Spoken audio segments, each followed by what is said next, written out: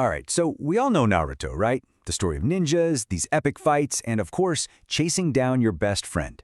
But today, we're going to pull back the curtain and uncover the surprisingly deep layers of mythology, philosophy, and history that are hidden just beneath the surface.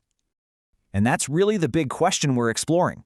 Because for all the talk about jutsu and tailed beasts, the world of Naruto is actually built on a foundation of real-world ideas. Ideas that are centuries, even millennia old.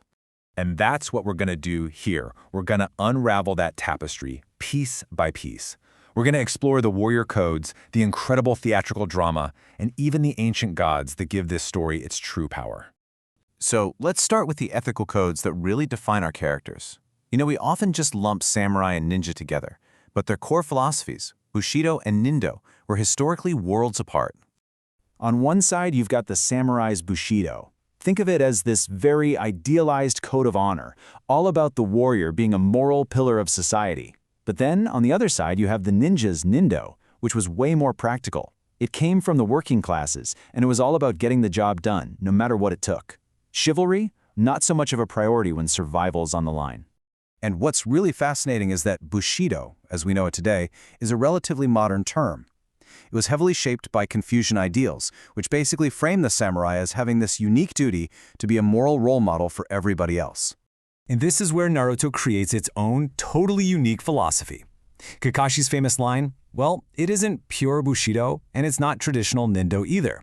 It's this powerful new idea, a new shinobi way, where loyalty to your friends, to your comrades comes before everything else, even the mission rules. And honestly, that's the heart of the entire series.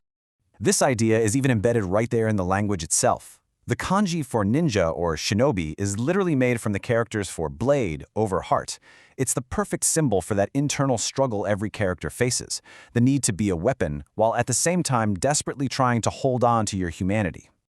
And that internal conflict builds perfectly into our next layer, the surprising influence of traditional Japanese theater, especially when you look at the dramatic journey of Sasuke Uchiha. So, in kabuki theater, there's this technique called a mi. It's a super dramatic, powerful pose where an actor just freezes to express some overwhelming emotion. It's a moment of pure, stylized intensity designed to just captivate the audience. Sound familiar? Yeah. Think about Orochimaru's terrifying entrance during the Chunin exams. That theatrical, inhuman glare that freezes Sasuke right in his tracks. That is a classic Mie, and it's the trigger for his entire transformation. And from that moment on, Sasuke's whole arc plays out like a 4-act drama. First, Orochimaru's Stami causes his paralysis. Second, you have the temptation, the curse mark, that fruit offered by the serpent. Third, Sasuke takes the leap, abandoning reason to fully embrace the dramatic role of the Avenger. And finally, his rebirth, where he accepts this new power and declares his dark purpose to the world. So, from the stage, we now go to the shrine. Our third layer uncovers how Naruto's world is just filled with figures pulled straight out of Japanese mythology and the Shinto religion. This line from Kabuto frames it perfectly. In Naruto, the world of spirits and gods isn't just fantasy, it's a living, breathing reality that directly shapes the characters' destinies. And the connections are just everywhere. Naruto's nine-tailed fox is a kitsune, a powerful fox spirit that's often seen as a symbol of individuality. Gaara's Shukaku is based on a tanuki, a chaotic raccoon dog spirit from folklore.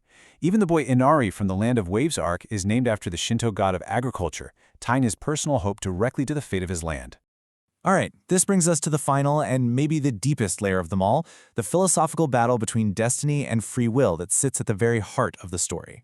And this whole conflict is perfectly embodied in the clash between Neji Hyuga and Naruto. You've got Neji, who believes your fate is sealed the moment you're born. A failure will always be a failure.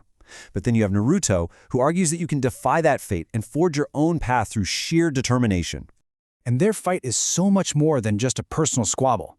Neji's fatalistic worldview perfectly reflects the rigid, hereditary class system of feudal Japan. But Naruto's radical individualism, that echoes the thinking of modern reformers who challenge that old, collectivist system. So their battle is literally a clash between two different eras of Japanese history. So when you put it all together, you see that Naruto's journey isn't just about mastering new techniques, it's about a clash of philosophies, a dramatic transformation played out on a kabuki stage, and a modern struggle that's rooted in ancient myths. So it kind of leaves you with a question, right?